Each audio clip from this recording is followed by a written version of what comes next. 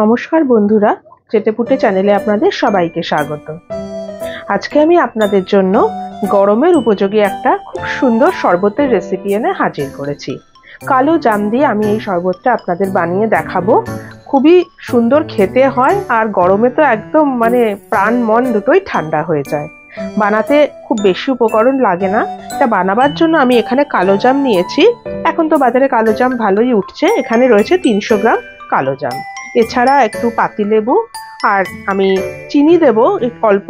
আপনারা যদি চিনি দিতে না চান সেক্ষেত্রে আপনারা গুড় ব্যবহার করতে পারেন। ব্যাস এতেই হয়ে যাবে, বিশেষ কিছু লাগবে না। আর একটু ভাজা মশলা আমি দেব, জাস্ট একটু অর্ধেক শুকনো লঙ্কা আর 1 টেবিল চামচ জিরে আমি শুকনো খোলায় একটু ভেজে তারপর আমি গুঁড়ো করে নিয়েছি। ব্যাস এতেই আমার হয়ে যাবে। তাহলে চলুন কিভাবে আমি শরবতটা বানাই সেটা আপনাদেরকে আমি দেখাচ্ছি। দেখুন, আমি হিটে একটা প্যান বসিয়ে দিয়েছি। আমি একটু অন্যভাবে শরবতটা আপনাদের করে দেখাবো। এই যে জামটা আমি নিয়েছি, জামটাকে আমি হাতের সাহায্যে ভালো করে একটু ম্যাশ করে নেব। নিয়ে আমি এই প্যানের মধ্যে এটাকে আমি ছেড়ে দিচ্ছি। দেখুন, হাতের সাহায্যে আমার ম্যাশ করে নেওয়া হয়ে গেছে। এবারে এটাকে আমি এই প্যানটার মধ্যে দিয়ে দিচ্ছি।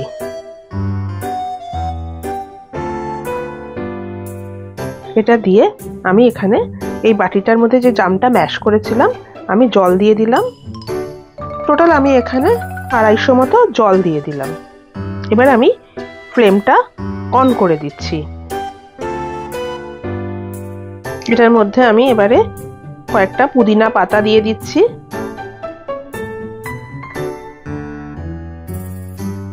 একদম নতুন ধরনের করে দেখবেন, খেতে কিন্তু সত্যিই খুব ভালো হয়। এবারে আমি দিয়ে দিলাম 2 টেবিল স্পুন মতো চিনি। এটা আপনারা একটু কমও দিতে পারেন। আর দিচ্ছি 1 টিস্পুন গন্ধরাজ লেবুর রস। ভালো করে একটু মিশিয়ে নিচ্ছি। এটা আমার হয়ে গেছে। এবারে আমি এটাকে ফ্লেমটাকে অফ করে দিচ্ছি। দিয়ে এটাকে ঠান্ডা করে আমি এটাকে ছেঁকে নেব। দেখুন, আমি যে জামটাকে রেডি করেছিলাম সেটাকে ছেঁকে আমি এরকম একটা বোতলের মধ্যে ভরে নিয়েছি। এখানে আমি 2টো মকটেল গ্লাস রেডি করে নিয়েছি। এবারে আমি শরবতটা আপনাদেরকে সার্ভ করে দেখাচ্ছি কিরকম করে করতে হবে। প্রথমে আমি এখানে নিচে দিয়ে দিচ্ছি একটু বরফের কুচি।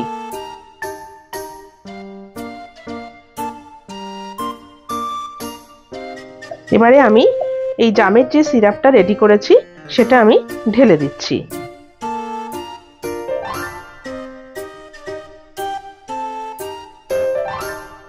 এটা কিন্তু আপনারা এভাবে করে ফ্রিজে কিন্তু স্টোর করে রাখতে পারেন।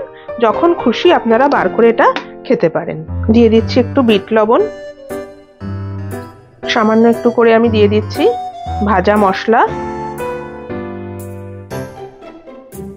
এটাকে আমি ভালো করে আগে একটু মিশিয়ে নিচ্ছি।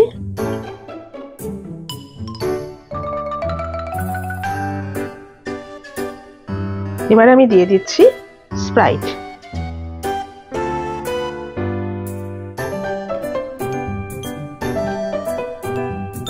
উপর থেকে আর একটা করে আমি কিউব দিয়ে দিলাম। এটা আমার একদম রেডি। এবারে এটা আপনারা আপনাদের পছন্দ অনুসারে ডেকোরেট করতে পারেন। আমি একটা করে লেমন স্লাইস দিয়ে দিচ্ছি এখানে।